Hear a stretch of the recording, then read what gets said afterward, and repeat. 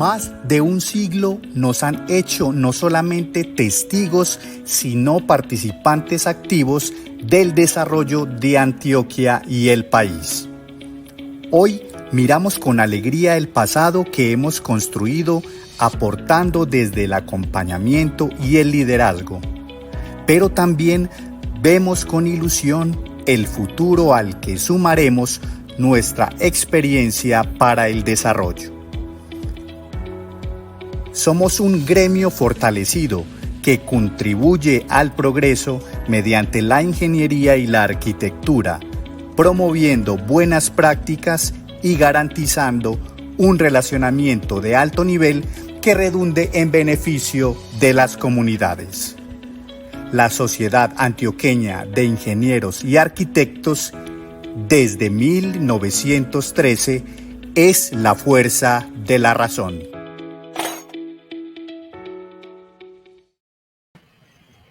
Hola, muy buenas tardes. La Sociedad Antioqueña de Ingenieros y Arquitectos SAI les da la más cordial bienvenida a un nuevo martes de la SAI en este 2024.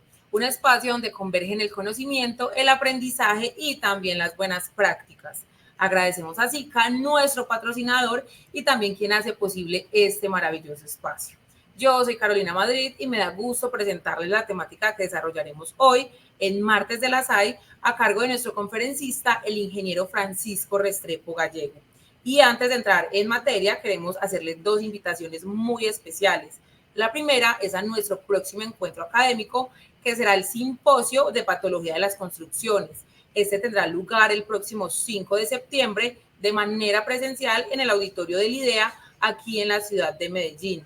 Allí se desarrollarán temas en torno a la patología en estructuras de acero, mantenimiento de fachadas, patologías en puentes, principios técnicos en la patología estructural, patología en estructuras, patología también en estructuras de madera, de concreto, entre otros muchos temas de interés. Por otra parte, les recordamos que la Sociedad Antioqueña de Ingenieros y Arquitectos SAI es un centro de pensamiento y desarrollo profesional. Los invitamos a unirse a este gremio, donde encontrarán una red de contactos, capacitación continua, asesoría técnica, descuentos especiales y también la oportunidad de participar en proyectos con el gobierno departamental. Visiten nuestra página web o contáctenos para más información. Únanse y hagamos crecer juntos a la SAI. Y gracias a todas las personas que se conectan a este espacio para dar inicio. Precisamente les cuento que la conferencia que tendremos hoy está titulada Encuentro con el futuro, la cercana era cuántica. Como les comentaba, es el ingeniero Francisco Restrepo que nos da una perspectiva sobre esta temática. Francisco es ingeniero mecánico de la Universidad Pontificia Bolivariana, es máster en ciencias en el Instituto de Tecnología de Massachusetts y doctor en ingeniería honoris causa. Actualmente es socio honorario y miembro de la Junta Directiva de la SAI. Ingeniero, es un gusto tenerlo hoy en este martes de la SAI. Bienvenido. Gracias, Carolina. Muy buenas tardes para todos los videntes y participantes a estos martes de la SAI. Hoy, septiembre 3 del año 2024, vamos a tratar un par de temas interesantes de mucha actualidad y de una brillante perspectiva hacia el futuro. Me refiero al tema de la prospectiva y el acercamiento a la física llamada de frontera, como es el caso de la física cuántica. Y observaremos una gran relación entre la una y la otra, y esto nos permitirá al final trazar una especie de estrategia a nivel de individuo, de profesión, de sociedad, de cara a los ya cercanos retos que plantea esta nueva llamada metaciencia en términos de epistemología.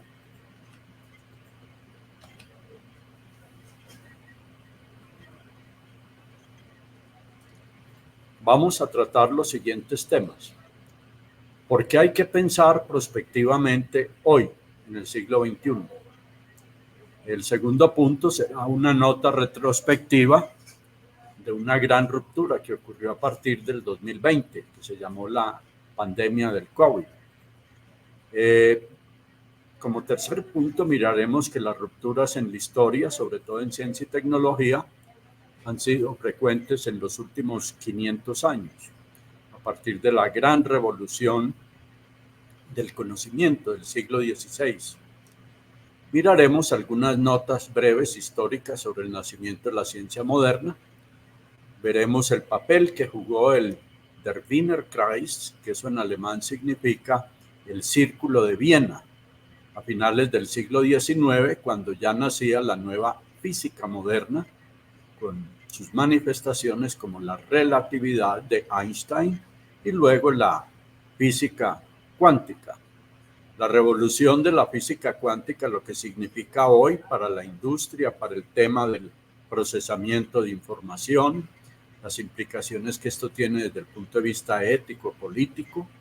Miraremos la tecnología cuántica que ya están haciendo, prospectiva humana en el siglo XXI ante esta nueva perspectiva que es disruptiva, el desafío que ella significa para la educación, especialmente en un área llamada la inteligencia artificial, y es hora de repensar la educación en todos los niveles, la manera de pregunta, y finalmente la recreación de la educación en ingeniería y arquitectura como un gran proyecto estratégico de la SAI para sus afiliados y para la comunidad científica y tecnológica de este mundo actual.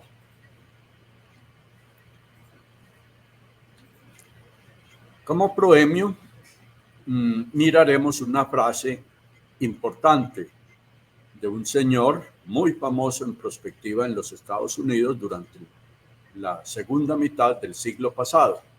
Estoy hablando del judío experto en prospectiva llamado Herman Kahn, que fundó el Instituto de Prospectiva en la ciudad de Nueva York. Él lo llamó el proyecto de Hudson Institute. Su frase favorita era que el futuro no se espera. El futuro es para diseñarlo y construirlo, es decir, una actitud completamente proactiva ante el fenómeno del futuro. En prospectiva, casi todos los temas que son objeto de estudio o variable de interés se grafican contra la flecha del tiempo, que como decía el filósofo Aristóteles en la antigua Grecia, siglo IV a.C., la flecha del tiempo tiene tres componentes. El pasado, que ya ocurrió, y hoy modernamente pues, se llevan estadísticas en diferentes variables de interés.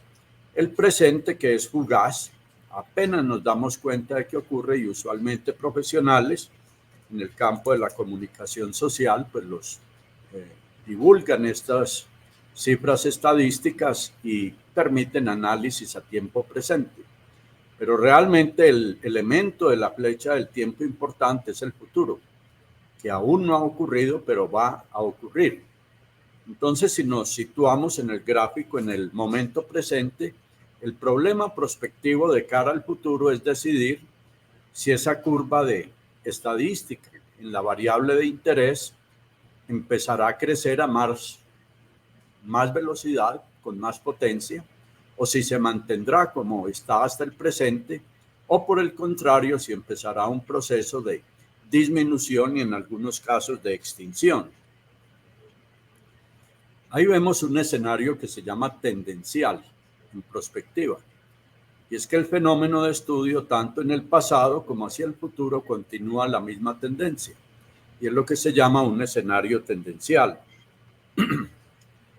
Esta otra curva muestra un escenario que se llama de ruptura, que a partir del presente empieza esa variable de interés a bajar intensidad e importancia. Muchos fenómenos hoy en día se están dando en esa dirección, como es el caso del deterioro del medio ambiente. Hoy muestra la literatura prospectiva y de fenómenos cuánticos el escenario de caos, de aumento del comportamiento de la variable sin ninguna explicación visible, luego trata otra vez de corregir, luego vuelve y salta, como se ve en el segundo gran cambio esperable hacia el futuro, luego disminuye y así tiene un movimiento que se llama impredictible, errático, que por lo erráticos que son los fenómenos cuánticos, estudiados con esa disciplina de la física, la más moderna y de campo de horizonte de tiempo, es lo que se viene en el mundo hacia el futuro. Comportamientos erráticos donde prácticamente desconocemos las razones de esos cambios. Hay otros escenarios cuánticos que son de subir y bajar, y más o menos le permiten a la sociedad irse adaptando a esos cambios, como si hay una gran bonanza económica, pues guardar reservas para la época de malos tiempos económicos. Si hay mucha inestabilidad política, pues propiciar cambios que generen un nuevo florecimiento de una tendencia política, etcétera. De manera de que esto todo lo observa y analiza la perspectiva, mirando muchas veces fenómenos de la física cuántica. Uno de los muchos métodos ya normalizados por computador es este, donde se miran las áreas que cubren las curvas sobre la línea punteada que marca una gran tendencia. En este caso sería un aumento del comportamiento de esa variable de interés. Claramente vemos que la tendencia ascendente predomina con algunas variaciones de sección, pero que es inquietante mirando hacia abajo en los valles, que hay otra tendencia simultánea y secuencial a la anterior que va mostrando una nueva faceta del fenómeno, de que este va aumentando y en algún momento puede aumentar hasta exceder la parte superior. Esto es lo que usualmente se hace en las bolsas de valores de todo el mundo, donde se manejan modelos prospectivos basados en teoría de las catástrofes y teorías cuánticas. ¿Qué podremos esperar hacia el futuro? Aparentemente esta es la curva de nuestro pasado reciente, fundamentalmente desde que empezó el fenómeno de globalización, si la variable de interés es el comportamiento macroeconómico del planeta, en qué está en el presente y qué podemos esperar a futuro. Entonces, un tema clave que la SAI ha venido estudiando a través de su comisión académica ha sido el tema de la educación. Y probablemente, de acuerdo a la literatura mundial que hay sobre el tema de educación en el futuro, sea la educación básica, primaria, secundaria o aún la universitaria profesional, es esto lo que se espera, que ya se alcanzó hasta donde dice presente una época de expansión de las instituciones educativas, de universidades, escuelas, colegios, y aparentemente por razones múltiples, entre ellas la contracción demográfica, que en muchos países ya empieza a sentirse, se viene un tiempo de downsizing de las poblaciones universitarias que van a obligar a estas instituciones a sobrevivir en un ambiente de disminución de la demanda, pero no solo por razones demográficas, sino por competencia de otras formas de educación, como es la educación virtual, la educación personalizada con los avances de la inteligencia artificial, etcétera. Entonces, la educación en el futuro va a ser muy influenciada de una manera sistémica, con elementos de comportamiento estocástico y cuántico. Va a ser afectada por la demografía, los desarrollos incesantes en ciencia y tecnología, por el desempeño de la economía mundial, nacional, local, y sobre todo por actitudes y nuevos modelos de sociedad y de política, entendida esta última en el mejor concepto, que se mide hoy por variables denominadas variables de gobernabilidad. El COVID-19, una gran pandemia que no fue prevista, con oportunidad, causó una gran ruptura del año 2020, desde el año 2020, y trajo gravísimas consecuencias y lecciones que todavía hoy inciden en la vida de todas las personas de este planeta. Con solo ver ustedes estos 4 gráficos que van de izquierda a derecha, octubre del 2019, enero del 2020, marzo del 2020, enero del 2020, del 2021, perdón, ven ustedes puntos rojos que muestran dónde se originó en el primer cuadro de la izquierda superior, que fue en China.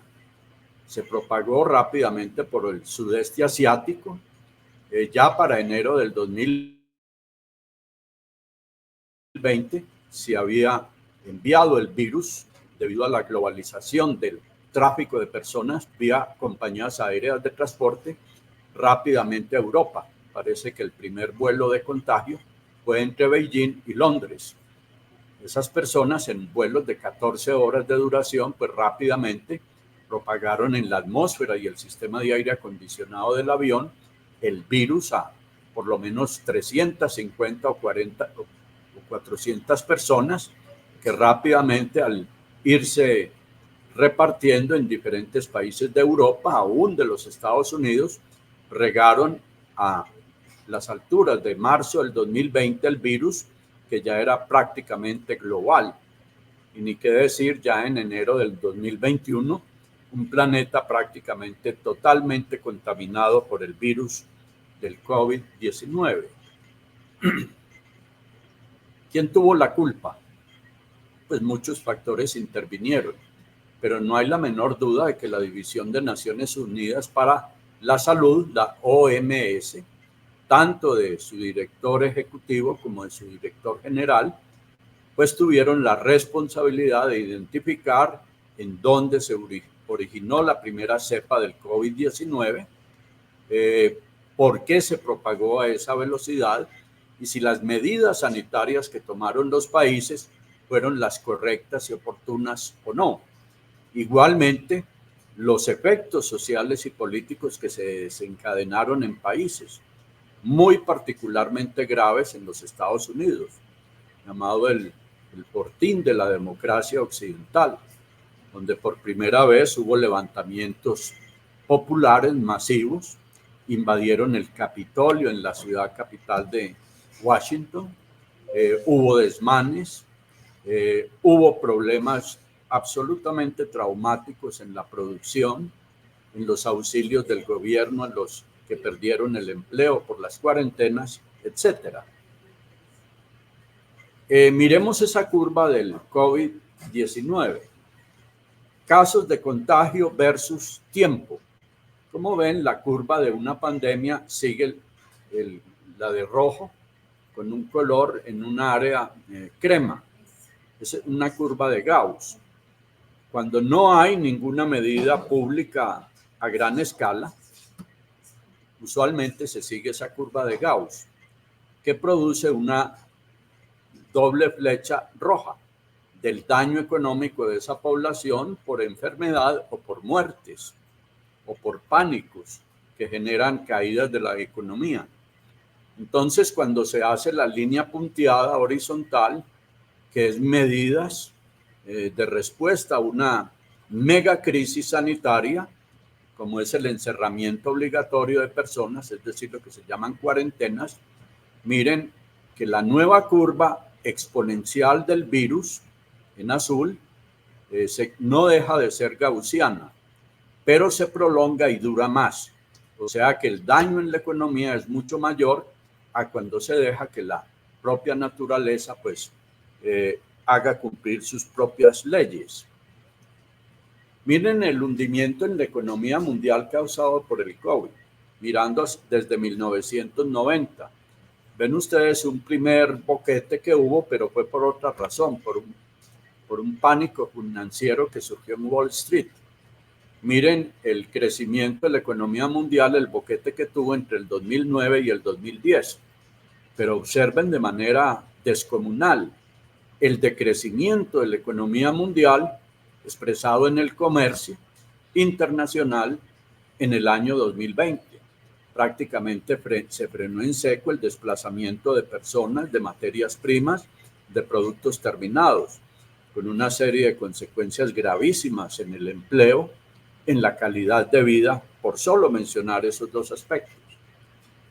La economía de hoy es altamente simbólica y depende de valor agregado por conocimiento, incluyendo la información.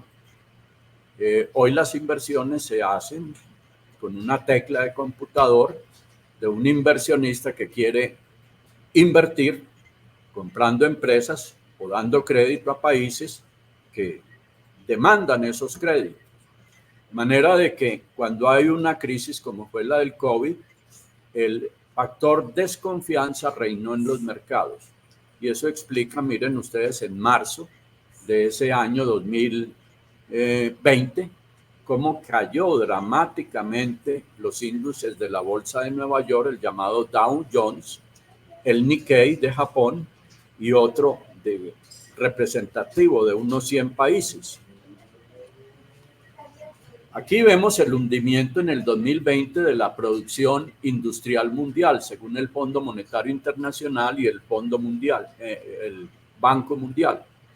Ven ustedes que efectivamente en fechas cercanas, el año 2020, se vio el boquete que esto causó en la economía mundial, fuera por el decrecimiento en la producción industrial de bienes y servicios, fuera en los volúmenes de intercambios de materias primas, productos semi y de fabricación final, y en el aparato productivo a través de paros por las cuarentenas. En junio 11 del 2020 dijo el señor Stephen Mnuchin, el secretario del Tesoro, ya hemos aprendido que el cierre de la economía genera muchos más daños que el no hacer cuarentenas. Colombia empezó muy tardíamente, solo en marzo 6 del 2020, a darse cuenta del tamaño y las posibles consecuencias económicas, sociales y políticas de la incursión del COVID como pandemia mundial. En ese mismo año dijo el premio Nobel Michael Levitt, ganador del premio Nobel, dice que la cuarentena mató más personas que las que salvó la cuarentena. Científico ganador del premio Nobel de Química en el 2003, dijo que es una medida adoptada por casi todos los países del mundo y es medieval, como se hacía en la Edad Media ante la peste negra, y que el verdadero virus fue el pánico. Arriba están las notificaciones del ministro de Salud en esa época, Fernando Ruiz, aseguró que trimestralmente se iban a revisar y prolongar las medidas de encerronas, de cuarentenas, especialmente con niños, tercera edad y personas con enfermedades preexistentes. Y cada vez que terminaba el periodo de 3 meses, se renovaba por otros 3 meses. Y eso causó daños tremendos en la economía y con unas contradicciones absolutamente insólitas. Miren esas fotos de supermercados en Bogotá, en Cali y en otras ciudades del país. Entonces se dio como en la antigua Roma, que cuando había descontento con el emperador de turno, la gran solución era pan y circo, espectáculos en el anfiteatro romano. En este caso de Colombia se aplicó aquello de pan no, pero circo sí. Aquí ven el circo que se armó en los días que el gobierno durante 3 veces al año decretó el no pago del IVA.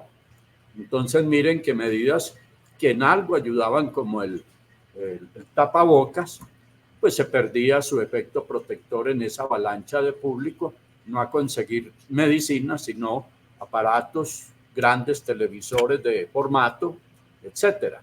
O sea, que eso fue el caos total en el día sin IVA. Miren ya en esta gráfica las consecuencias de esa medida de cuarentena. Sin duda fue, al aplicar la cuarentena, la disminución de la tendencia del número de casos de COVID-19. Sin embargo, miren que la curva de daño económico en color rojo se prolongó más del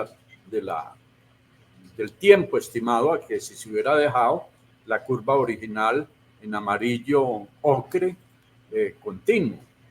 De manera de que esa fue la razón que expuso el premio Nobel para decir de que no era una medida ni razonable y mucho menos productiva. El ministro de entonces, recién salido en ese entonces, Alberto Carrasquilla, dio unas declaraciones el 14 de septiembre del año 2020, anticipando estos efectos, muchos de los cuales todavía persisten en Colombia. Pérdidas por cuarentena y pandemia, 330 billones de pesos, o sea, el 33% del PIB del año 2019. De crecimiento del PIB en el segundo trimestre del 2020 en menos 15.7% y en el tercer trimestre del mismo año menos 7%. A la economía colombiana le tomará 5 años volver al nivel de 2019. O sea, este año todavía está recibiendo ese golpe, más nuevas condiciones geopolíticas que han agravado esa situación. El desempleo urbano subió en el segundo trimestre del 2020 al 24.6%, cifra que no se veía en la economía colombiana desde los tiempos de la Gran Depresión, por allá en el 1929. El total nacional estaba en ese momento que habló el ministro en 20.2%, que implica 4 millones más de desempleados adicionales. ¿Qué se puede esperar entre el 2022 y años siguientes? He puesto el 2026, fecha en que tendremos nuevamente elecciones presidenciales. Y son 3 curvas supremamente sensibles en lo geopolítico, lo social y lo económico. Entre ellas se retroalimenta con efectos muy negativos, como es una economía declinante en el crecimiento del PIB, un empobrecimiento generalizado en la clase media, en la clase baja y por supuesto en los inversionistas que se van buscando refugio en países más prósperos. Y finalmente la combinación de todas esas consecuencias muy negativas para tener un país en gobernabilidad. Rupturas en la historia en ciencia y tecnología. Es decir, el caso de la perspectiva cuántica no es solo en temas de salud, como es el tema puntual de las pandemias. Esto se ha dado en la historia de la humanidad, especialmente en ciencia y tecnología, con consecuencias, la mayoría de las veces, muy positivas para la población, pero en otras también ha habido efectos negativos, como es la aplicación de la ciencia y la tecnología en el campo de las armas, muy especialmente las desarrolladas en el siglo XX, que fue la industrialización de métodos de destrucción masivo aplicado a las ciudades, la aparición de las bombas atómicas, etc. Aquí ven, pues, para ciencia y tecnología desde la prehistoria, el desarrollo técnico científico en el eje vertical rojo y horizontal rojo, eso es tiempo. Y ven las diferentes etapas en la prehistoria, cuando el hombre primitivo de cazador se vuelve recolector agrícola, desarrolla el fuego, inventa armas arrojadizas para defenderse de animales más bien dotados muscularmente, aprende a tallar piedras, o sea que ahí aparece el paleolítico y el neolítico, y empieza a aprender a fundir metales de bajo punto de fusión, como fue el caso del bronce, del cobre, posteriormente el hierro. Luego viene la era de la antigüedad, ya con civilizaciones, sobre todo alrededor de la cuenca del Mediterráneo, como el antiguo Egipto, Grecia clásica, el Imperio Romano, donde empiezan desarrollos conceptuales adicionales a los puramente materiales por medio de la comprensión de la matemática, de las ciencias naturales como la física, la química y la medicina. Luego aparece la gran revolución de la ciencia en el Renacimiento europeo entre el siglo XV y el siglo XVI de nuestra era. Con matemática, física, química y medicina, ya en una etapa no incipiente sino avanzada, y finalmente viene el mundo actual, que se llama por algunos especialistas el mundo del antropoceno. Ya hay una fuerte influencia de la población humana sobre el planeta. Aparece la ciencia moderna, la alta tecnología y la llamada metaciencia y metatecnología, donde incluye estas novedades como la física cuántica, objeto de esta charla. A finales del siglo XIX y comienzos del siglo pasado, el XX, vino entre los físicos, que ya con la mecánica clásica, parte de la física moderna, había sido planteada y matematizada por Isaac Newton en Inglaterra, desde el siglo XVI y XVII. Vino entonces a finales del siglo XIX preguntas sobre qué es la materia, qué es la luz, qué es el espacio, qué es el tiempo. Y esto empieza a ser la semilla de las reflexiones que darían para comienzos del siglo XXI, del siglo XX, precisamente por el Círculo de Viena, de grandes pensadores como Albert Einstein, Erwin Schrödinger con la física cuántica, Albert Einstein con la relativística, y mirar y especular buscando experimentación que demostrara la validez de esas hipótesis en materia de qué está compuesta la materia en lo más íntimo a nivel de partículas y subpartículas atómicas, moléculas, la naturaleza de la luz, etc. En una de sus últimas intervenciones como presidente de los Estados Unidos, Barack Obama hizo una sesión vespertina, como nunca antes se había hecho en la Casa Blanca.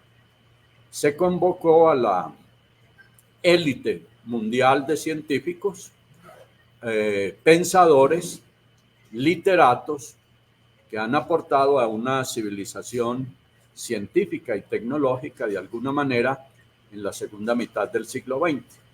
Obviamente la estrella central de esa recepción fue Stephen Hawking, llamado el segundo Newton, después del primer Newton inglés, con sus estudios muy sesudos que todavía hoy despiertan el mayor interés en la comunidad científica internacional sobre la reflexión del microcosmos, como darle un puente al microcosmos con el macrocosmos del universo. Es decir, encontrar y proponer respuestas a las preguntas de dónde venimos, de dónde salen las estrellas, las galaxias, el propio universo. Allí está pues ese día maravilloso para Stephen Hawking. Hablemos un poco del nacimiento de la ciencia moderna. En esos 4 bellísimos cuadros se mencionan personas absolutamente claves en el nacimiento de la ciencia moderna entre el siglo XV y XVI y parte del XVII. Está en primer lugar en el cuadro izquierdo el astrónomo Copérnico, Galileo Galilei luego a la derecha, que logró con el telescopio recién inventado en esas fechas demostrar que era la Tierra la que rotaba alrededor del Sol y no la Tierra el centro del universo, que le causó enormes problemas con la Iglesia Católica en ese momento. Abajo en la izquierda vemos tal vez la mente más prodigiosa en los últimos 500 años. Hablo de Sir Isaac Newton, con su trabajo sobre la mecánica, la gravitación, las primeras hipótesis sobre el comportamiento de la luz, etc. Y a la derecha aparece la nueva ciencia sobre la materia, la química incipiente, donde hay varios científicos, tanto ingleses, pero especialmente el francés, llamado Laurent Lavoisier. Hablemos pues de nuestro tema, la nueva física post-newtoniana, la física cuántica. Esa foto es especialísima, se tomó en 1927 en una población de Bélgica llamada Solvay. Ahí se ve, pues, en el centro de la primera fila, figuras cimeras como Albert Einstein, los esposos Curie, o Curie, como decimos en español, arriba con gafas y corbatín, Erwin Schrödinger. Está en el extremo de la segunda fila, en los dos extremos intermedios, en primera fila, está Max Born, al otro lado está Max Planck y encima Niels Bohr. Está también Heisenberg, jovencito arriba de tercero de derecha a izquierda, un genio alemán que propuso la teoría de la incertidumbre, que en parte explica los fenómenos aparentemente absurdos de la materia a nivel de partículas y subpartículas, con el principio de la incertidumbre, y es de que el solo hecho de observar un fenómeno lo desdibuja a la comprensión humana para aplicarla en modelos. También vemos al otro extremo a Max Planck, Max Born, etc. y a Eddington,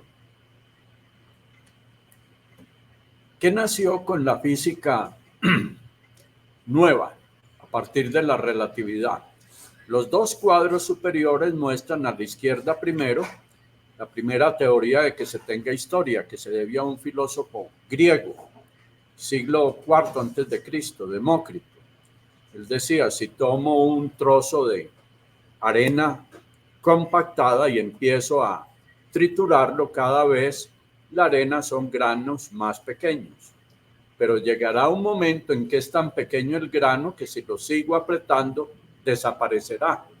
Y eso va en contra, es decir, que la nada puede salir de la materia, de las teorías de la lógica de Aristóteles. De manera de que ese fue el primer gran atisbo al misterio de la materia a microescala. A la derecha ya sí se ven los adelantos con la física newtoniana, la diferencia entre materia y materia, que se puede ver y tocar y experimentar, y las ondas, entre ellos lo que se creía en los tiempos de Newton, de que la luz no eran más que unas partículas muy pequeñas que posteriormente se conocieron desde el siglo XIX como fotones.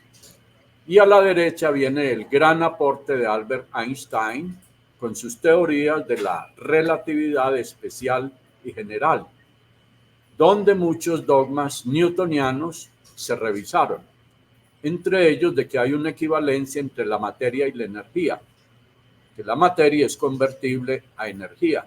Cuando quemo carbón, quemo petróleo, quemo madera, y que la fuerza que mantiene al universo visible es la gravedad, y que ésta perturba el espacio-tiempo, como se ve en ese cuadro de una malla verde. Ese es el espacio-tiempo que se hunde donde hay grandes masas como son las galaxias, con cientos de miles de millones de estrellas cada una. Pero la nueva física son los dos cuadros de abajo.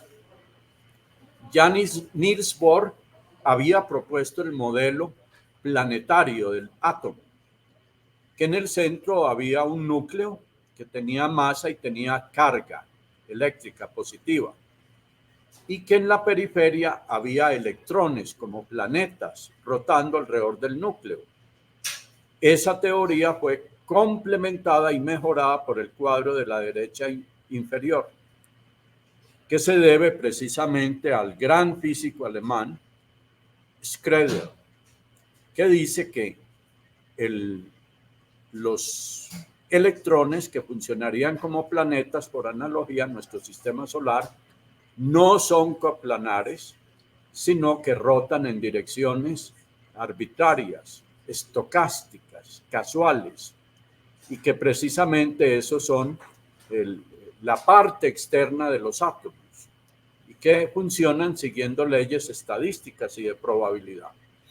Hablemos un poco de Wiener Kreis, donde nacieron todas estas discusiones. Este es el cafecito que todavía existe en Viena.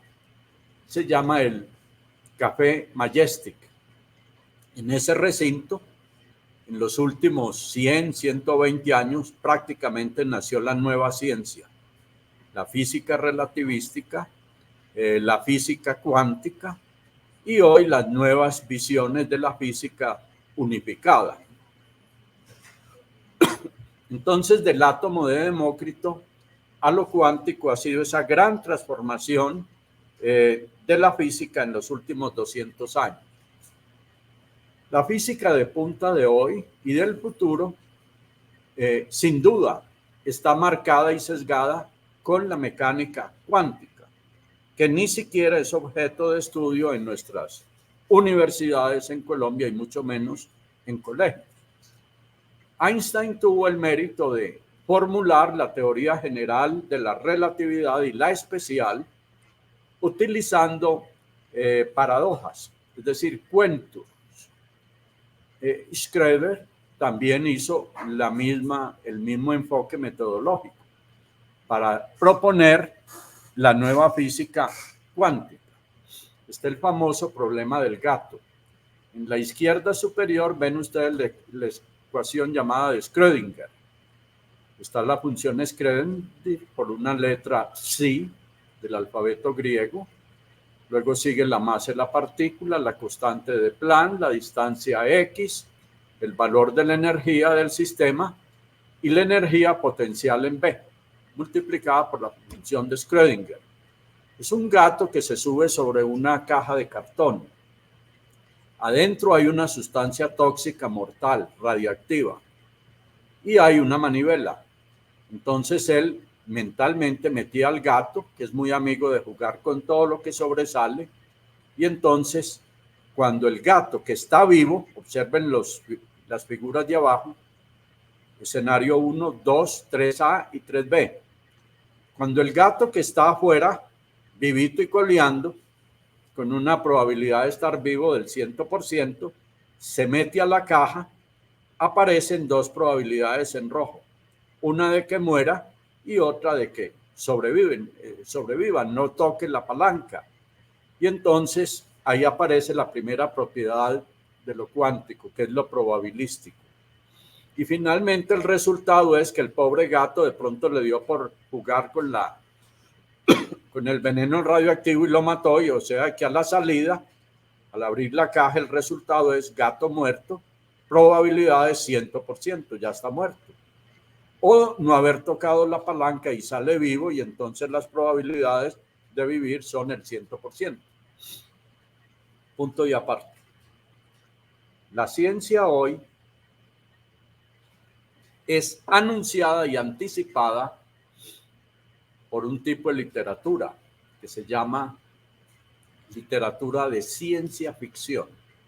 Son narrativas sobre lo que va a ocurrir en el futuro de una fecha que usualmente el escritor describe en sus obras como el presente, pero propone cosas que después, igual que la ecuación de Schrödinger, puede ser 50-50%, 60-40%. Entonces, es absolutamente increíble que a finales del siglo XIX, un autor llamado Carroll, inglés, escribió una novela infantil llamada Alicia en el País de las Maravillas. Los físicos que hoy estudian profundamente la mecánica cuántica han reescrito el libro como Alice in Quantum Land, es decir, Alicia en el país del cuanto. Michio Kaku, un gran divulgador científico en los Estados Unidos de la Universidad de Nueva York, habla de la física del futuro como una materialización de diferentes cuentos del libro de Wilson Carroll. Ahí ven ustedes un castillo paradisíaco Alicia vive allí, sale un día a visitar el bosque y admirar la naturaleza y de pronto ve animales como aves, conejos, tortugas, etcétera, jugando a las cartas. Las cartas es un juego de azar, de probabilidades. Primer mensaje. La naturaleza no es como la vemos tan organizada, sino que se compone de fenómenos estocásticos, como es la lluvia. La lluvia no está programada de que mañana a las 9:53 de la mañana va a caer una granizada en Medellín. No, eso no sucede así. Sucede por unas mecánicas meteorológicas propias de la física del cuántum. Alicia entonces empieza a caminar por la campiña y de pronto, ¡pum!, se la traga un hueco que había y ella no había visto. Y entra a un mundo que es completamente de hongos. Pregunta en el siglo XXI. ¿Cómo supo Carol Wilson que el hongo, que es una sustancia que tiene psicotrópicos, producía viajes a otros mundos? Lo que hoy en cuántica se llama portales de teletransportación. El gato de Cheshire es un gato muy sabio que Alicia le pregunta, ¿por qué estás allí arriba? Y dice, porque hay perros y me pueden cazar. ¿Cuándo te van a cazar? No lo sé. ¿En dónde? Lo único que sé es que en esta rama les va a dar dificultad cazarme. Entonces miren las preguntas aleatorias, las preguntas estocásticas, tan importantes que hace Alicia y sobre todo las respuestas del gato. O sea, de que el átomo que inicialmente vio Niels Bohr ha sido revisado con la teoría cuántica que aparece a la derecha, a raíz de preguntas como la de Alicia al gato de Cheshire, de que los orbitales de los electrones en el átomo no son coplanares, sino multidimensionales, y de que guardan ciertas leyes estadísticas de rotación alrededor del núcleo. Más del cuento de Carol Wilson. Miren el castillo allá en la lejanía y hay un banquete. El banquete tiene una mesa donde hay comensales al lado de la derecha y de la izquierda, que miren que manejan cartas que son de juegos estocásticos probabilísticos distintas.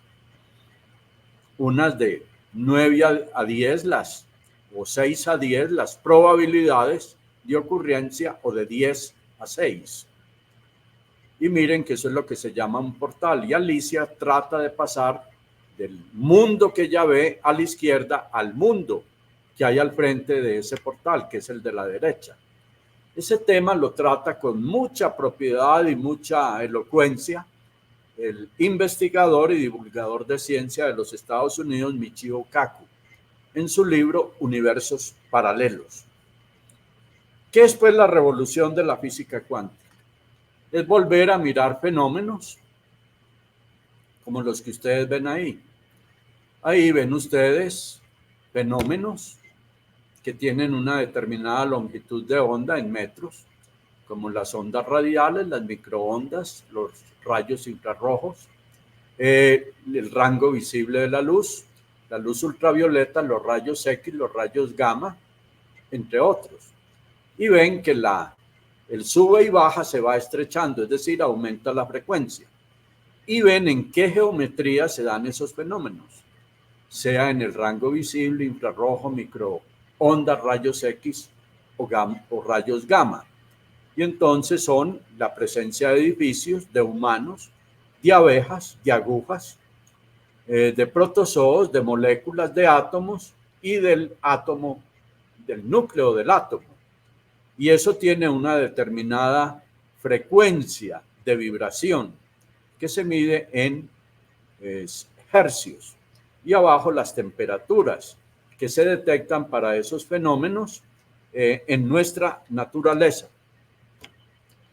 Entonces, ¿cuáles son los dominios de la física cuántica?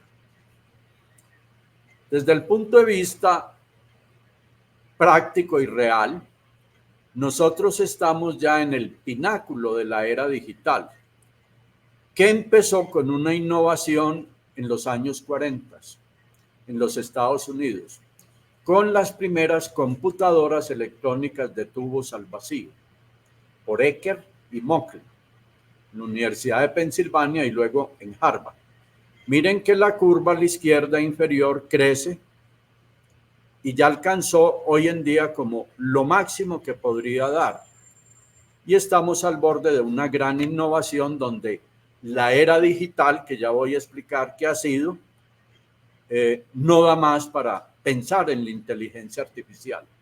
Y entonces aparece una nueva curva de posibilidades de innovación, que es aprovechar la era cuántica que están haciendo. Y sería un salto a una nueva curva S con unas posibilidades de máquinas de cálculo, computadoras cuánticas, por lo menos 2 órdenes de magnitud, 100 veces, más veloces que las actuales digitales y quizás con una capacidad de almacenamiento enorme, enorme, quizás 3 órdenes de magnitud.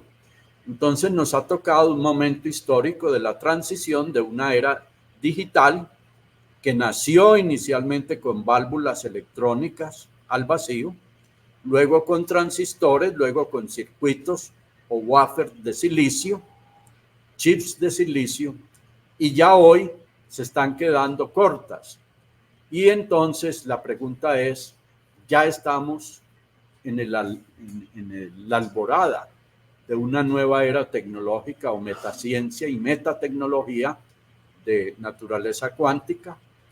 El 0 y el 1, que fueron las formas de codificar información alfanumérica de la era digital, será reemplazada por una nueva unidad que ya no es el bit, el 0 o el 1, sino por el qubit, que es una topología polar, esférica, que corresponde al eje de rotación del núcleo de los átomos, sea en una dirección o en otra, o empezando a moverse como el eje de rotación de la Tierra, que rota como un cono.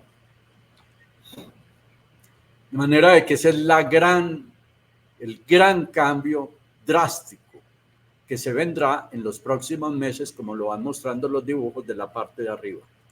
El desmonte de una computación digital basada, codificada en ceros y unos, corriente, no corriente, y la nueva de Schrödinger, que es basada en el eje de rotación del orbital de los átomos. También vuelve a revivirse con Schrödinger principios de la relatividad. Por ejemplo, que el observador de un fenómeno afecta al fenómeno, que fue después formulado y promulgado por Heisenberg, con su principio de incertidumbre, de que el solo observar un fenómeno físico, biológico, de cualquier naturaleza material, incluyendo la luz, el solo observarlo lo perturba.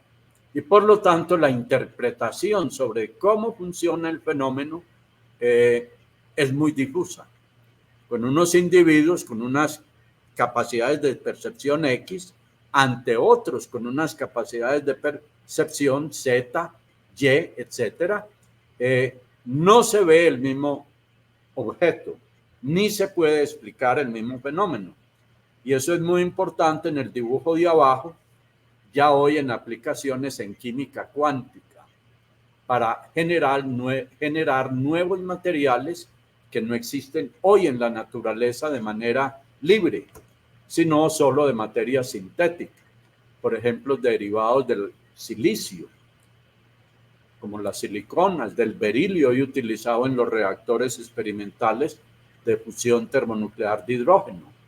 Aluminio, que no permite grietas, por ejemplo, en las vigas de los aviones, que es un problema de seguridad aeronáutica muy seria, etcétera, etcétera. Empieza el hombre a imitar el cerebro, pero en máquinas diseñadas con él, tanto en circuitos neuronales paralelos con microelectrónica y ultramicroelectrónica digital, pero ya se ve que con circuitos neuronales cuánticos es mucho más cercana la imitación en máquinas hechas por el hombre de cómo piensa y cómo actúa el hombre. Ahí pues se ven ya un grado muy sofisticado, es difícil explicarlo en medio minuto. El crear gatos de Schrödinger que pueden estar hasta en 103 estados cuánticos a la vez, simultáneamente. Es decir, es base del principio de incertidumbre, de que una cosa puede ser y no ser en un mismo instante de tiempo, que puede estar en un sitio y en otro sitio a la vez, etc. Esto lo que va a significar es un desarrollo de nuevos procesos cognitivos, una nueva lógica matemática y unas prácticas matemáticas nuevas, completamente nuevas. ¿Qué aplicación tendría eso? Lo que ustedes ven al lado derecho, ¿a qué se les parece eso? A las rutas del metro en ciudades gigantescas como en Londres, Nueva York, París. Y mediante esas lógicas de transferencia, no de trenes y de gente, sino de fenómenos, es posible con la cuántica empezar a comprender esas cosas que vemos como absolutamente aleatorias e inexplicables. Para prospectiva, esto es importantísimo, porque va a permitir, soluciones a preguntas. Es posible simular cuánticamente y descubrir futuros posibles que hoy no vislumbramos, adivinar el futuro. Los adivinos en la antigüedad pues eran unas prácticas completamente irracionales. Mirar el color de las vísceras de un animal sacrificado a los dioses que decían con anticipación el futuro de que iba a haber guerra. Por supuesto que sí, vivían de guerra en guerra, pero nunca decían lo importante, quién la va a ganar. No es que sí, es imposible mandar astronautas a la estrella más cercana, que dista a 2 años luz de la Tierra, viajando a la velocidad de la luz. ¿Quién dijo que esa es la única forma en una tecnología todavía muy elemental como es la aeroespacial?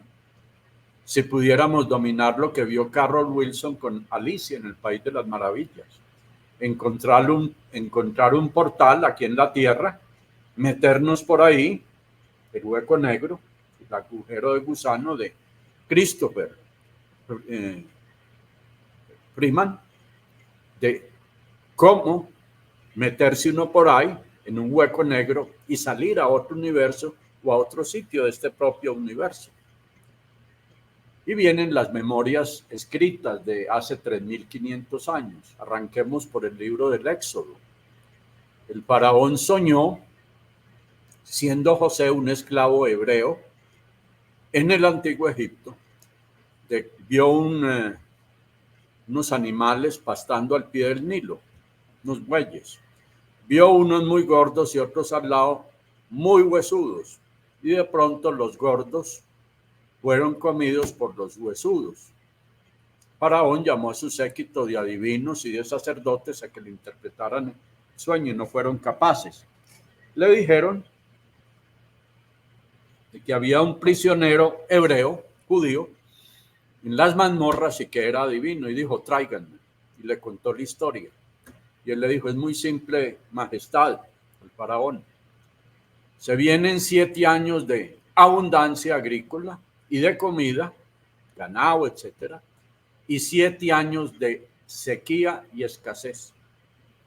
De manera de que tiene 7 años para planificar cosechas muy prósperas, muy abundantes, para que la gente no soporte hambre en los 7 años siguientes. Eso le ganó a José el título de visir o vice faraón. En alguna visita que hace bastanticos años ya, entré a un laboratorio llamado Laboratorio de Medios en el Instituto Tecnológico de Massachusetts. que lo regía en ese momento un profesor de apellido Negroponte, Puente Negro, de origen italiano. Le dije pues que yo venía de Colombia, que estábamos interesados en prospectiva y demás. Dijo, tengo la herramienta que ustedes necesitan. Le dije, ¿cuál es? Y me dijo, cine cuántico personalizado. Le dije, ¿y qué es eso tan complejo? Yo había tomado en esa institución un primer curso de física cuántica y quedé muy acomplejado, que yo no entendía nada al comienzo de eso, pero poco a poco me fue entrando como la lógica de entender esas contradicciones. Y me dijo, siéntese aquí en esta consola, prendió el computador y dijo, usted está aquí en la Commonwealth Avenue de Boston. Y ahí se veían las caseronas, las casonas viejas, los árboles, y dijo, esta es una película que usted la fabrica y se llama no cinematógrafo, sino el informatógrafo, con base en enormes bases de datos en ese tiempo, y usted escoge el día del año, si sigue por Massachusetts Avenue, la hora del día, y con estos teclitas va hundiendo. Pues sí, señor, me senté e inventé mi película. Que iba montado en un automóvil, veía el parabrisas, que era la pantalla que ustedes ven ahí, escogía voltear a la derecha o a la izquierda, escogía la estación del año, primavera u otoño, donde los árboles ponen en ese sitio sus hojas de color rojo muy hermosas, o buscaba otros sitios de la ciudad y me dijo, ese es el cine del futuro, usted mismo lo inventa. Le dije, pero eso es un imposible. Y me dijo, imposible, ¿usted qué hace por la noche cuando entra al portal de sueño? Le dije, pues soñar. Recuerdo muy poco después de ese sueño. Y me dijo, es que nuestro cerebro tiene un portal cognitivo que permite hacer esos viajes astrales. Punto y aparte. La tecnología cuántica que ya están haciendo, un viaje rapidísimo. En azulito se muestra lo que ya existe. Información cuántica, que se llama criptografía cuántica. Simulaciones cuánticas, ejemplo anterior, ya se tiene en el presente. Sensores cuánticos ya existen. Y falta por trabajar la computación cuántica, que debe estar entre el 2025 y el 2030. La metodología cuántica, la óptica cuántica y los relojes atómicos. Hablemos un poco del salto cuántico en la computación. La velocidad de los ordenadores cuánticos va a ser de varios órdenes de magnitud a los actuales digitales. La construcción de sistemas cuánticos mucho más grandes que los digitales. Viene también la aplicación de los ordenadores cuánticos en muchas áreas que hasta ahora han sido imposibles de alcanzar con tecnologías digitales. Y la determinación y minimización de errores cuánticos. Y es posible la autocorrección propia, endógena a las máquinas cuánticas. Hoy en día se conocen las TNET, T-New Emergent Technologies. Los drones, miren lo que ha pasado en la guerra de Ucrania, apareció una nueva arma terriblemente destructora, los drones. Blockchains, Big Data, realidad aumentada, impresión en 3D, inteligencia artificial, robots, Internet de las cosas, genética para manipulaciones genéticas. Y miren la inteligencia artificial y tecnologías relacionadas. Alrededor de la inteligencia artificial está Internet de las cosas, robots, blockchains, drones, realidad virtual y aumentada, impresión en 3 dimensiones y vehículos autónomos.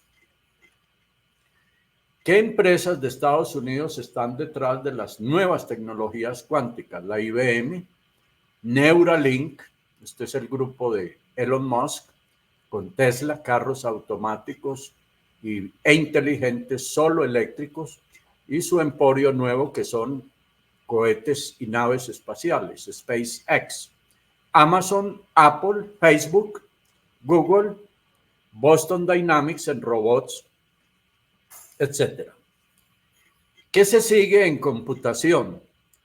De la lógica computacional creada desde los años 40, basada en lo digital, y pasar a la tecnología cuántica. Ahí están las 4 generaciones de computadores. G1, en los años 40, con Ecker y Mockley, con válvulas electrónicas al vacío. Luego viene la generación 2, con transistores. Luego viene la generación 3, con circuitos impresos, ULSI, el anterior VLSI y los primeros LSI. Y finalmente hoy, lo que se llama inteligencia artificial. Este es el famoso autor de la ley de Moore, establecida en 1973, que marcaba el fin de la computación digital basada en chips electrónicos, aún de ULSI. Es la ley de Moore. Mírenla allí expresada en ese papel logarítmico. Se ve desde el año 70 hasta el 2023. Se cree que ya desde el año pasado ya ha empezado a pensarse en otros materiales, ya no silicio, por ejemplo con boro, en los wafer o chips de silicio para procesar en unos y ceros la información. O sea, de que el límite ya de acercamiento de átomos muy micro miniaturizados tienen problemas cuánticos de interferencia que permiten cometer errores a pesar de que esté bien codificado un problema informático. Tecnologías cuánticas que ya vienen en el futuro cercano. Miremos del 2023 al 2032 a la velocidad de la luz. Primer hecho radicalmente distinto a lo digital. El 0 y 1 digits van a desaparecer progresivamente ante el qubits, que son los ejes de rotación del spin de los átomos, que se van a manipular en sistemas informáticos.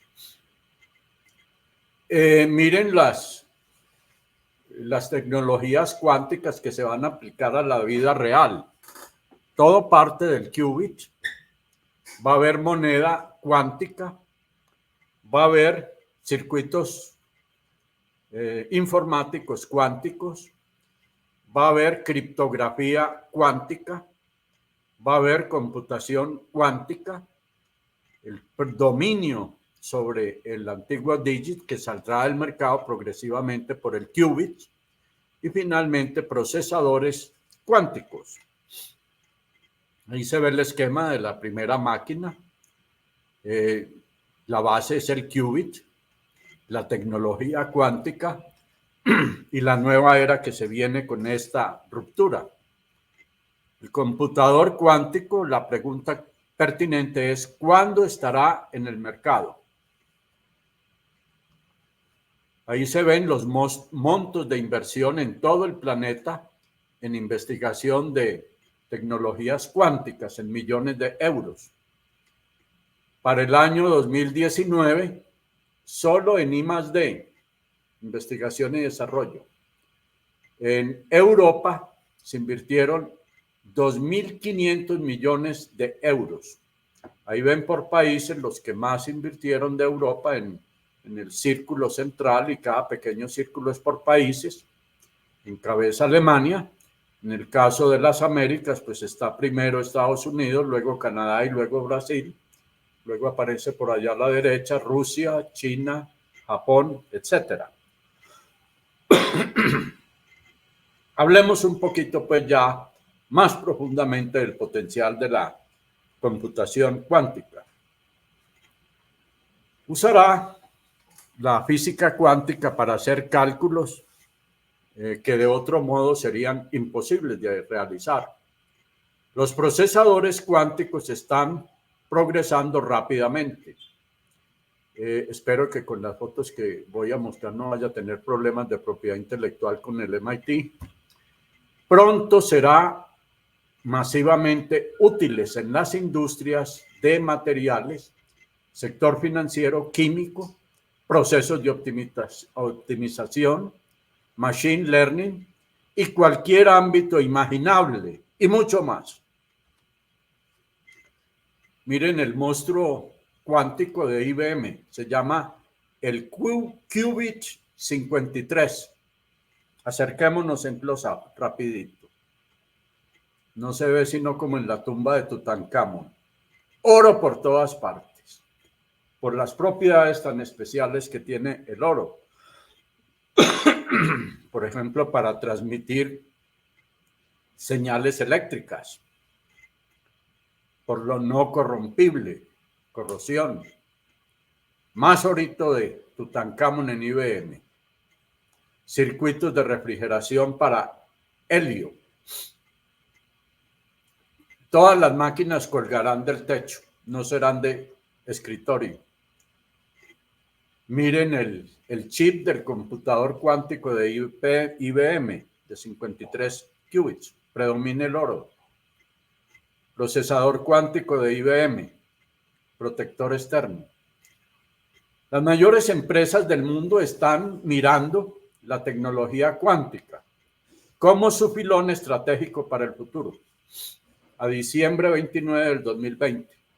Miren las empresas y los montos de inversión que están haciendo en las columnas de la derecha por Apple, por Aramco, Microsoft, Amazon, Alphabet, Facebook y no veo clara la otra que sigue, la 8, etcétera. Pero hay otras firmas igualmente agresivas como IBM. Esto es lo que está haciendo Intel, gran fabricante de semiconductores. Aparece su primer chip de 17 qubits. Google, computador de 72 qubits. ¿Cuál es el perfil entonces de la cercana ya sociedad cuántica? Será dominada por los prosumidores de información y de conocimiento. Lo que se llama el sector cuaternario de la economía, sector informático. Una nueva clase dirigente de tecnócratas y plutócratas, dueños de capital, que serán dominantes en el mundo. Sociedad conflictiva entre quienes tendrán la información por medios cuánticos y quienes no la tengan.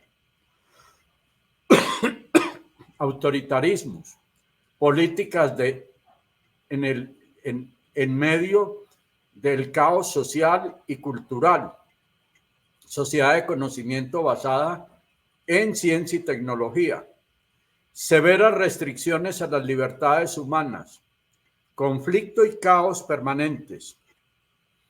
Y esto fue advertido desde los años 70 por un señor llamado George Orwell, que escribió esta obra llamada 1984.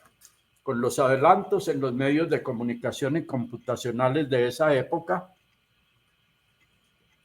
aparece un gran dictador en un país que se llama el Big Brother, que espía a la gente, atropella su intimidad personal y social y se vuelve un tirano.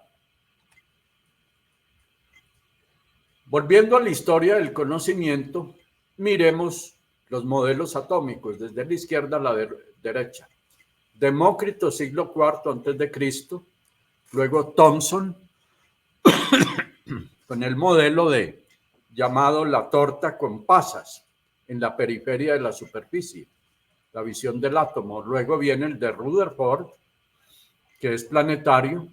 Luego aparece el de Niels Bohr, Y luego finalmente viene el de cuántico de Schrödinger, que tiene una serie de probabilidades. Ahí ven 3, 6, 8 probabilidades de los orbitales de las subpartículas y partículas alrededor del núcleo de átomos. Este fue pues Schrödinger, el primer modelo atómico cuántico. Ahí ven desde John Dalton en 1808, luego el de Thomson, luego el de Rutherford, luego el de Niels Bohr y el probabilístico cuántico de Schrödinger. Ahí están las escalas de las partículas subatómicas para el núcleo, el protón, el quark, electrones, en términos de escala, en metros, desde 10 a la menos 10 metros hasta 10 a la menos 18 metros. Y finalmente para los electrones en el lado derecho. Con relación al macrouniverso, lo cuántico ha sido inescapable para temas como la materia, la radiación, el espacio-tiempo y el concepto de vacío. Algunos llaman hoy energía oscura. En materia, los quarks, con subpartículas como el protón, el neutrón, los leptones, que cubren electrones, muones, taquiones y sus neutrinos. Por radiación está la fuerza fuerte, los gluones, la electromecánica, magnética, llamada los fotones.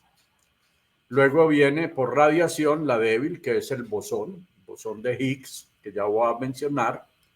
En el vacío están los gravitatones o gravitones. ¿Qué se sabe entonces de nuestro universo? Se suponía que había nacido con una gran explosión llamada Big Bang. En los últimos años se ha progresado en ese cono de conocimiento que ustedes ven de arriba hacia abajo, parte derecha.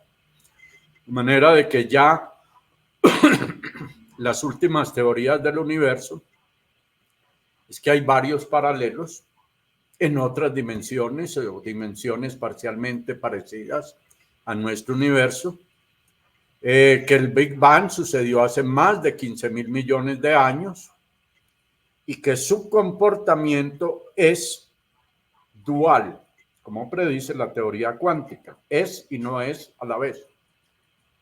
El mundo de las subpartículas a escala micro y el mundo del mega universo, que es galaxias, cúmulos de galaxias, cúmulos estelares, etc. ¿Por qué el bosón de Higgs se llama la partícula de Dios? ¿Alcanzaremos a descubrir toda la verdad sobre la partícula de Dios? Esa fue la gran tarea que hizo el CERN, el gran colisionador de partículas en la máquina más grande que el mundo ha hecho hasta el momento. Es en forma de toroide o rosca, un gran acelerador electromagnético que hace chocar partículas, subpartículas a la velocidad de la luz entre ellas. Y ahí se producen una familia nueva de subpartículas que antes no se conocía. Y ahí sale el bosón de Higgs. Resumiendo el cuadro, la teoría es, parte derecha, que en una de esas colisiones parte una partícula elemental y una subpartícula que se hacen circular en el vacío en una especie de velo que se llama el campo de Higgs. Y al pasar la subpartícula por ese velo o campo de Higgs, nace la materia. Punto y aparte. En eso está el área de frontera en el conocimiento sobre el origen de nuestro universo. Ese velo moradito que ustedes ven y esa chispita es cuando pasa un bosón de Higgs y aparece la materia. ¿Y qué habrá después de las subpartículas? Heisenberg decía, nunca sabremos con certeza lo que es un fenómeno. al cual observamos, porque por el solo hecho de observarlo está perturbado.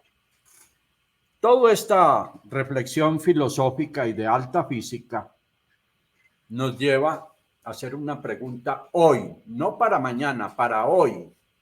Ya deberíamos tener al menos algunas respuestas.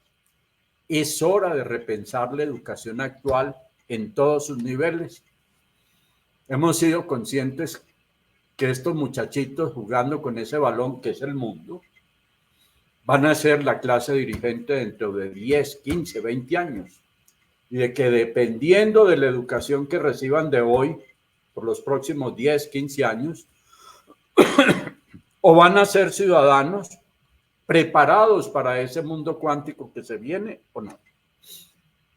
Recomiendo estas obras: Aprender Horizontes sin Límites, Informe del Club de Roma, hace más de 50 años, advirtiendo sobre lo que acabo de decir. Que hay que desatar una gran revolución cuántica de ruptura en la forma de aprender, de enseñar y de transmitir información. La Comisión Europea, dirigida por el gran político francés Jacques Delors, editó este libro bellísimo: La educación encierra un tesoro. Y el tesoro es que país que no eduque a sus niños y jóvenes no puede ser un país con futuro. Y que solo van a tener futuro los países que desde hoy y desde hace un pasado reciente han venido preparando su clase dirigente hacia el futuro. Y que la educación como tesoro descansa en estos 4 grandes pilares: aprender a convivir, aprender a hacer con H, aprender a conocer y aprender a hacer. ¿Qué es STEM? Es el acrónimo de estas palabras en inglés: Science, Technology, Engineering y Mathematics. Este es un proceso que lleva en Estados Unidos más de 30 años de experimentación en escuelas estatales de todos los Estados Unidos.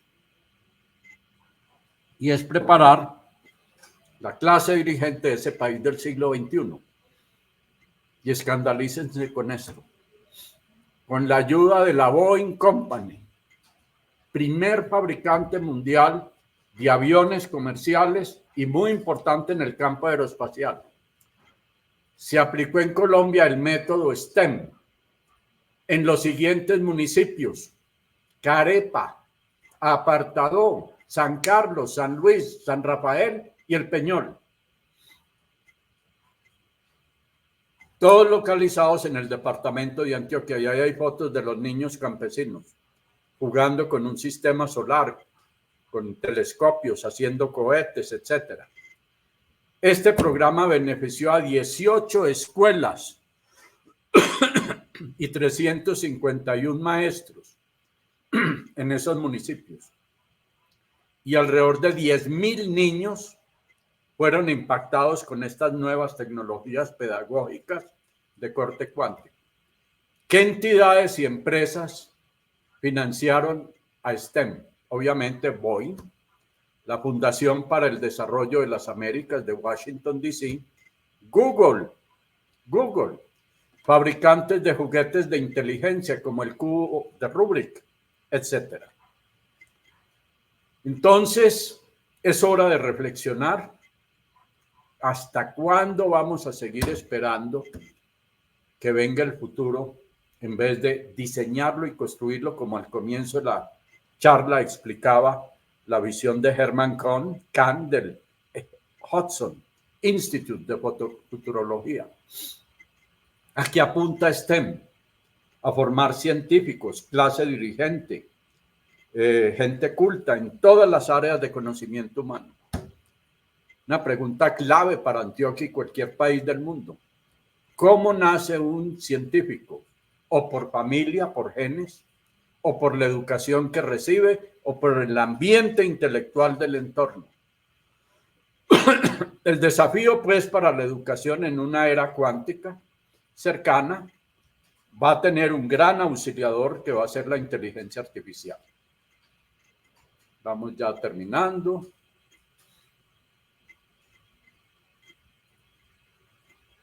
Decía Peter Drucker, el gran pensador en administración de empresas del siglo pasado en la Universidad de Berkeley, de California, en Santa Clara, California. Esto hay que planificarlo, el futuro no se espera, se diseña y se construye. La planificación a largo plazo no es pensar en decisiones futuras, sino en el futuro de las decisiones que estamos tomando en el presente. ¡Qué regaño! Entonces, la reflexión prospectiva con que termino es, ¿qué vamos a hacer? ¿Esperar el futuro o lo vamos a diseñar y construir desde el presente? Hoy este es el gran reto para la universidad y las instituciones educativas, muy especialmente para nuestros afiliados de la Sociedad Antioqueña de Ingenieros en los campos diversos de la ingeniería y la arquitectura. Muchas gracias por su atención y cedo la palabra a nuestra coordinadora, Catalina. Ingeniero, muchas gracias por este espacio, por compartir con nosotros todo su conocimiento. Invitamos entonces a todas las personas conectadas a este espacio a que realicen las preguntas al ingeniero Francisco a través del chat en este en vivo. Él posteriormente estará dándoles respuesta. Nuevamente también entonces gracias al ingeniero por su conferencia y gracias también a todas las personas que estuvieron conectadas, atentas y participando de este espacio. Esperamos que haya sido de muchísimo provecho. No olviden seguirnos en nuestras redes sociales, @SciAntioquia. Allí podrán conocer mucho más sobre todos los eventos y actividades que seguiremos desarrollando en el gremio. Nuevamente agradecemos a SICA, nuestro patrocinador y quien hace posible este espacio. Esperamos entonces encontrarnos con ustedes en el próximo martes de la SAI. Que tengan una feliz noche. Catalina, voy a...